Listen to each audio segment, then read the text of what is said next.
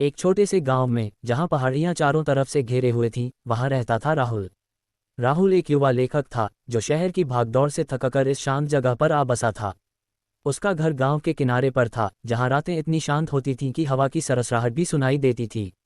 लेकिन उस रात 12 बजे की घड़ी की सुई जैसे ही मिली, कुछ अजीब हुआ। राहुल अपनी मेज पर बैठा लिख रहा था। उसकी कलम कागज पर सरक रही थी और बाहर बारिश की बूंदें खिड़की पर टपक रही थीं। अचानक दरवाजे पर एक दस्तक हुई।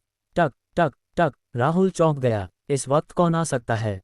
गांव में तो सब सो चुके होते हैं। वह उठा और खिड़की से झांका, लेकिन बाहर अंधेरा इतना घना था कि कुछ दिखाई नहीं दिया। सिर्फ बारिश की आवाज और दूर कहीं कुत्तों का भौंकना। कौन है? राहुल ने जोर से पूछा, लेकिन कोई जवाब नहीं आया। दस्तक फिर हुई, इस बार थोड़ी तेज। राहुल का दिल धड़कने लगा। उसने सोचा, शायद कोई यात्री होगा जो रास्ता भटक गया हो। वह दरवाजा खोलने के लिए आगे बढ़ा, लेकिन मन में एक अजीब सी घबराहट थी। घर में वह अकेला था, उसकी पत्नी शहर गई हुई थी और फोन की सिग्नल भी कमजोर थी। दरवाजा खोलते ही एक लंबा साया सामने खड़ा था। वह आदमी काला कोट पहने था, सिर पर टोपी और चेहरा छाया में छिपा हुआ। बारिश का पानी उसके कपड़ों से टपक रहा था। मुझे अंदर आने दो, उसने धीमी कर्कश आवाज में कहा। राहुल ने पूछा, आप कौन हैं? इतनी रात को क्या काम है? अजनबी ने जवाब दिया, मैं एक यात्री हूँ। मेरी गाड़ी खराब हो गई है। बस थोड़ी देर रुकना चाहता हूँ। राहुल को संकोच हुआ, लेकिन भारतीय आतिथ्य की परंपरा याद आई। उसने अजनबी को अंदर बुला लिया। अजनबी अंदर आया और सोफे पर बैठ गया। उसकी आंखें लाल थीं, जैसे कई रातों से सोया न हो। राहुल ने चाय बनाई और पूछा, आप कहाँ से आ रहे हैं? अजनबी ने मुस्कुराते हुए कहा, दूर से। बहुत दूर से। उसकी मुस्कान में कुछ अजीब था, जैसे कोई राज छिपा हो। जैसे जैसे समय बीतता गया, राहुल को लगने लगा कि कुछ गड़बड़ है। अजनबी की बातें अजीब थीं। वह पुरानी कहानियां सुना रहा था गांव के बारे में, जो राहुल को नहीं पता थीं। इस गांव में एक पुराना किला है जहां रात के 12 बजे एक आत्मा घूमती है, अजनबी ने कहा। राहुल हंस पड़ा, आप मजाक कर रहे हैं। मैं लेखक हूँ, ऐसी कहानियां लिखता हूँ। लेकिन अजनबी की आंखों में कोई मजाक नहीं था। अचानक बिजली चली गई। घर में अंधेरा छा गया। राहुल ने मोमबत्ती जलाई, लेकिन जब वह वापस लौटा, अजनबी गायब था। कहाँ गए? राहुल ने चारों तरफ देखा। घर के दरवाजे बंद थे, खिड़कियां भी। फिर एक आवाज आई ऊपर की मंजिल से। टक टक टक। राहुल का खून जम गया। वह सीढ़ियां चढ़ा, लेकिन ऊपर का कमरा खाली था। सिर्फ एक पुरानी तस्वीर दीवार पर लटकी थी, जिसमें एक आदमी था, बिल्कुल वैसा ही जैसा अजनबी। राहुल भागकर नीचे आया, लेकिन दरवाजा अब बंद नहीं खुल रहा था। बाहर बारिश तेज हो गई थी और खिड़की से एक साया दिखाई दिया, अजनबी का। वह बाहर खड़ा मुस्कुरा रहा था। तुमने मुझे अंदर बुलाया, अब मैं कभी नहीं जाऊंगा, उसकी आवाज हवा में गूंजी। राहुल चीखा, लेकिन कोई नहीं सुन रहा था। रात अभी शुरू हुई थी। राहुल का दिल इतनी तेज धड़क रहा था कि लगता था छाती से बाहर निकल आएगा। वह दरवाजे को झटके दे रहा था, लेकिन वह जाम हो चुका था।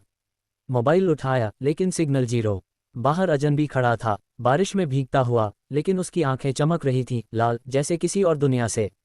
राहुल ने खिड़की बंद करने की कोशिश की, लेकिन हाथ कांप रहे थे। अचानक घर में ठंडी हवा का झोंका आया। राहुल मुड़ा तो देखा, अजनबी अंदर खड़ा था। तुम बाहर थे न? राहुल ने डरते हुए पूछा। अजनबी हंसा, उसकी हंसी में एको था, जैसे गुफा से आ रही हो। मैं कहीं भी हो सकता हूँ। मैं इस घर का हिस्सा हूँ। वह आगे बढ़ा और राहुल पीछे हटा। अजनबी ने बताना शुरू किया। 100 साल पहले इस घर में एक आदमी रहता था, मेरा नाम था विक्रम। मैं एक वैज्ञानिक था जो अमरता की खोज में लगा था। एक रात 12 बजे मैंने एक प्रयोग किया, लेकिन गलत हो गया। मेरी आत्मा इस घर में कैद हो गई। हर रात 12 बजे मैं लौटता हूँ, एक नए शरीर की तलाश में। राहुल को विश्वास नहीं हो रहा था। ये झूठ है, तुम पागल हो। लेकिन अजनबी ने दीवार पर लगी तस्वीर दिखाई। वह तस्वीर विक्रम की थी और नीचे तारीख 1925। राहुल के दादाजी ने यह घर खरीदा था, लेकिन कभी इस राज का जिक्र नहीं किया। अजनबी ने कहा, तुम्हारे दादाजी जानते थे। उन्होंने मुझे रोकने की कोशिश की, लेकिन असफल रहे। अब तुम्हारी बारी है। घर में अजीब घटनाएं होने लगीं। किताबें खुद ब खुद गिरने लगीं, लाइट्स फ्लिकर करने लगीं, हालांकि बिजली गई हुई थी। राहुल भागकर रसोई गया, वहां से चाकू उठाया। दूर रहो मुझसे। लेकिन अजनबी गायब हो गया। फिर पीछे से आवाज आई, तुम भाग नहीं सकते। राहुल मुड़ा तो अजनबी उसके सामने था, हाथ बढ़ाए हुए। उसका चेहरा अब बदल रहा था, त्वचा सड़ रही थी, आंखें खाली खोपड़ियां। राहुल ने चाकू चलाया, लेकिन वह हवा में से गुजर गया। अजनबी आत्मा था। राहुल सीढ़ियां चढ़कर ऊपर के कमरे में छिप गया। वहां एक पुराना ट्रंक था, दादाजी का। उसे खोला तो अंदर डायरी मिली। डायरी में लिखा था, विक्रम की आत्मा को रोकने का तरीका है एक मंत्र, लेकिन उसे 12 बजे से पहले पढ़ना होगा।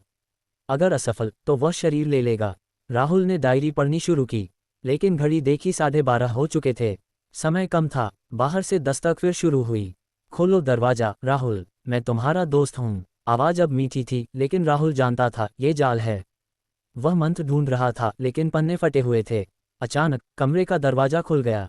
अजनबी अंदर था। राहुल ने डायरी फेंकी और भागने की कोशिश की, लेकिन कमरे का दरवाजा बंद हो गया।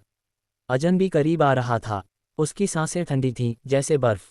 तुम्हारा शरीर मजबूत है राहुल, मैं इसमें रहूंगा हमेशा के लिए। राहुल की आंखों के सामने अजीब दृश्य उभरने लगे। विक्रम की जिंदगी, प्रयोग, मौत। यह आत्मा उसके दिमाग में घुस रही थी। राहुल ने जोर से चीखा और दीवार पर सर मारा। शायद ये सपना हो, लेकिन दर्द असली था। वह खिड़की की तरफ दौड़ा, उसे तोड़ा और बाहर कूदने लगा। लेकिन नीचे जमीन नहीं, एक गहरा गड्ढा था। हुआ जू। अजनबी हंस रहा था। यह मेरा जाल है, तुम कहीं नहीं जा सकते। राहुल को याद आया, डायरी में एक मंत्र था, ओम नमो भगवते वासुदेवाय, लेकिन पूरा नहीं। वह दोहराने लगा, लेकिन अजनबी चिल्लाया, रुक जाओ। आत्मा दर्द में थी। शायद मंत्र काम कर रहा था। राहुल ने जोर से पढ़ा और अजनबी पीछे हटा।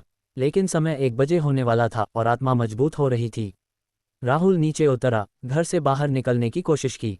दरवाजा खुल गया, लेकिन बाहर गांव नहीं, एक पुराना किला था। वह विक्रम की दुनिया में था।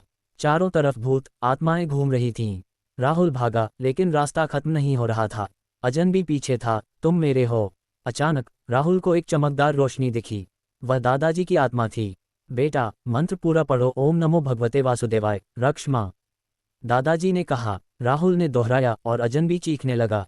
किला गायब हो गया और राहुल घर में वापस था। सुबह हो रही थी, बारिश रुक गई। अजनबी गायब, लेकिन राहुल जानता था अगली रात 12 बजे वह लौटेगा। दिन भर राहुल ने रिसर्च की। गांव के पुजारी से मिला, डायरी दिखाए। पुजारी ने कहा, यह आत्मा शापित है, इसे मुक्ति देने के लिए पूजा करनी होगी। रात 12 बजे राहुल तैयार हुआ। शाम को घर लौटा, मंत्र याद किया, लेकिन मन में डर था। रात हुई, 12 बजे दस्तक हुई। राहुल ने दरवाजा नहीं खोला। अंदर पूजा शुरू की। अजनबी की आवाज आई, खोलो, लेकिन राहुल मंत्र पढ़ता रहा।